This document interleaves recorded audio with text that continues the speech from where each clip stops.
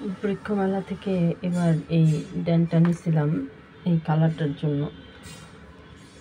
স্টিকটা মানে এই কালারটা একটু রিয়াল লাগছে আমার কাছে, কিন্তু যদিও আমি ভেঙে দিতাম, কিন্তু আমার বিড়ালি স্পাইকটা ভেঙে ফেলছে।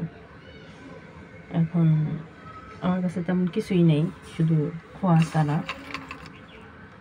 আজকে এই খোয়ার মধ্যেই এটারে রিপোর্ট করে দেব।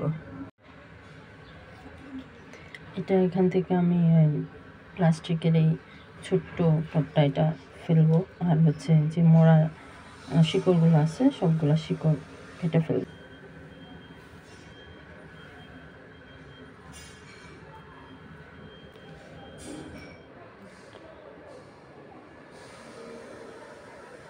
স্পাইকটা আমার মিন্টু মিয়া আমার বিড়াল ভেঙে ফেলছে, কিচ্ছু করার নাই। যদিও আমি ওই স্পাইকটা ভাঙিয়ে দিতাম রিপোর্ট করার আগে।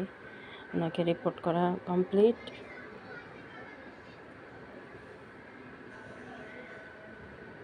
ইনশাল্লাহ আবার দেবে।